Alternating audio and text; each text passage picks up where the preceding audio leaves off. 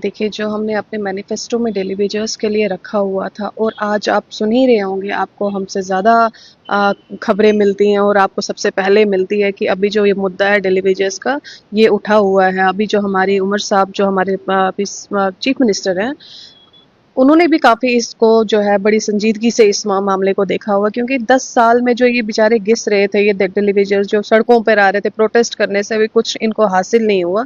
But देखिए, थोड़ा सा समय लगेगा। अभी हमारा 1 महीना जो है सरकार को बने हुए जो है मुकम्मल हुआ है। ये बात जो टेलीविजन्स का जो इशू है, ये अभी उठ चुका है। तो मुझे लगता है कि जितना भी सरकार यही चाहेगी कि जल्द से जल्द इसका जो है एक मुश्किल जो है हल हो जाए। तो मुझे उम्मीद है कि इसके जो डेलीवेजर्स को जो है वो अच्छे रिस्पॉन्स मिलेंगे। हालांकि उनको भी हमारी जो सरकार है, उमर साहब की जो सरकार अभी चला रहे हैं, उस सरकार से, नेशनल कॉन्फ्रेंस की सरकार से बहुत सारी उम्मीदें। तो मुझे लगता है कि उनकी जो उम्मीद है वो मुकम्मल ज़रूर होगी। बिल्कुल करवाएगी, क्योंकि हमारे मैनिफेस्टो में जो है बिल्कुल लिखा गया है कि बाइज्जत और बहुत ही जिस तरीके से हमने उनके जो भाव हैं, उन्हीं भावों से लेकर जाया जाएगा उनको। अपने जो घरों में है वहाँ पे अपने घर वापसी होगी, अपनी मदरलैंड पे वापसी होगी। तो मुझे लगता है कि ये जो ये इशू है, एक काफ़ी सारी सरकारें आई हैं, काफ़ी सारी सरकारें गई हैं। किसी में मुझे नहीं लगता, बीजेपी ने बहुत दिलासे दिए हमारे कश्मीरी पंडित कम्युनिटी को। बहुत सारी उम्मीदें थी इनकी उनसे, बीजेपी से जुड़ी हुई, कि हमारी बीजेपी जो है हमारी घर वापसी करेगा, हमारे मुश्किलें हैं वो हल करेगा। लेकिन खैर उन्होंने तो, उनसे तो कुछ मिला नहीं, उन्होंने तो हमारे बारे में कभी बात भी नहीं करी है, हमारी कम्युनिटी के बारे में बात नहीं करी है। लेकिन मुझे लगता है कि नेशनल कॉन्फ्रेंस की सरकार जो है इस वादे पे मुकम्मल ज़रूर करेगी, इस वादे पे ज़रूर खड़ी उतरेगी और हमारी घर वापसी, हमारी कम्युनिटी की जो है वो घर वापसी ज़रूर होगी। और ख़ासकर मैं ये बात भी बताना चाहूँगी आपसे कि जब बीजेपी की सरकार आई थी, ऑन रिकॉर्ड्स उन्होंने बोला था कि रिलीफ में इजाफा होगा और घर वापसी होगी, जॉब्स के लिए बोला गया था। लेकिन आज तक तो कभी हमें कुछ एक भी चीज़ दिखी नहीं। जो ऑन रिकॉर्ड भी बोली थी वो भी नहीं दिखी। आप कहीं गूगल में भी सर्च करिए, यूट्यूब पे सर्च करिए, राजनाथ जी ने जो बोला था कि 3 साल में 3% जो है वो बढ़ेगा, लेकिन आज तक हमारे वही खर्चे बढ़ रहे हैं। बच्चों की स्कूल फीस बढ़ रही है, दवाइयों के रेट बढ़ रहे हैं, लेकिन जो हमारे कश्मीरी पंडित कम्युनिटी के लोग हैं, जो उनको रिलीफ एक स्केल पे जो दिया जा रहा था, वही आज भी दे रहे हैं। हर चीज़ में इजाफा हुआ, तो हमारी कम्युनिटी के लिए रिलीफ क्यों नहीं बढ़ाया जा रहा है? उनको वो चीज़ क्यों नहीं मुहैया करवाई जा रही है जो जिसकी की नीड है, जो बेसिक नीड्स है।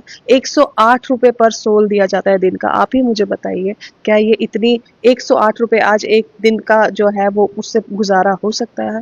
तो मैं यही चाहूँगी, मैं तो सरकार से, क्या हमारी तो अभी सरकार है, बट मैं सेंटर से भी यही गुजारिश करती हूँ कि हमारी सरकार को इस चीज़ में जो है वो सपोर्ट करिए और हमारी घर वापसी, हमारी कम्युनिटी की वापसी करिए। और साथ में जो ये रिलीफ का जो इशू है, बहुत बड़ा मुद्दा है ये, अभी सुलगता हुआ मुद्दा जिसको हम कहते हैं, तो इसके बारे में भी बिल्कुल सोचिए थोड़ा सा।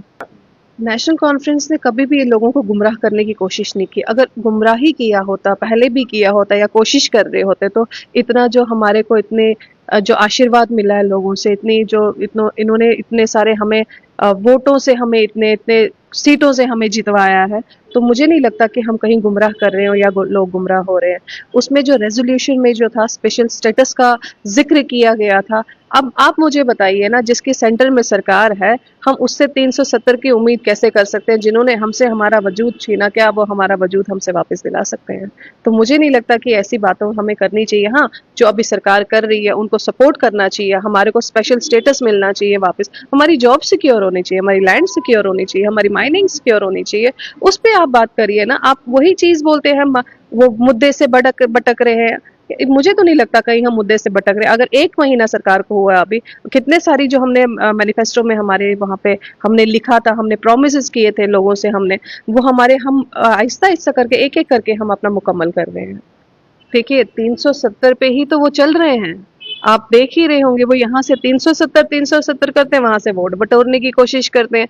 बेवकूफ तो वो लोगों को बनाते हैं, हम थोड़ी ना बना रहे हैं। हमने कभी लोगों को बेवकूफ नहीं, हमने लोगों के सेंटिमेंट्स के साथ कभी नहीं किया।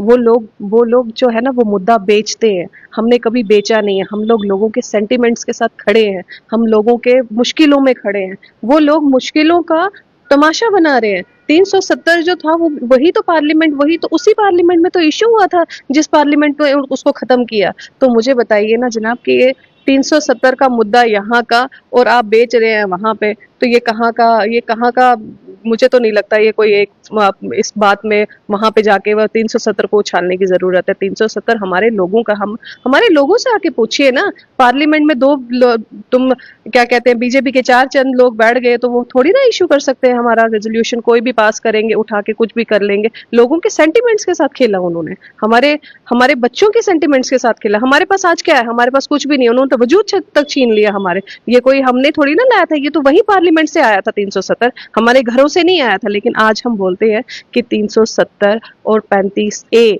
जो हमारे स्पेशल राइट्स थे, हमें क्यों नहीं वापस मिलेंगे, हमें कब तक वापस मिलेंगे? ये तो इन्हीं के हाथ में। 370 35A की तो बात छोड़िए, ये तो स्टेटहुड तक नहीं हमें वापस दे रहे हैं, जिसके कि हम हकदार हैं। कौन सी स्टेट आज तक ऐसी है जो कि स्टेट थी पहले, फिर यूटी में कन्वर्ट हुई है? यूटी सुना है हमने स्टेट में कन्वर्ट हुए, स्टेट कभी नहीं सुना हमने यूटी में कन्वर्ट हुए। तो आप बताइए ना। अभी तो अपने हमारे माननीय जो प्रधानमंत्री श्री नरेंद्र मोदी जी हैं, उन्होंने कहा पहले डीलिमिटेशन, उसके बाद इलेक्शन, उसके बाद स्टेटहुड। डिलिमिटेशन भी हो गया, इलेक्शंस भी हो गए, स्टेटहुड कब आएगी? अब ये तो हमें वही देंगे। हम खुद भी वेट कर रहे हैं कि स्टेटहुड आए, हमारे जितने राइट्स हैं वो हमें वापस मिलें।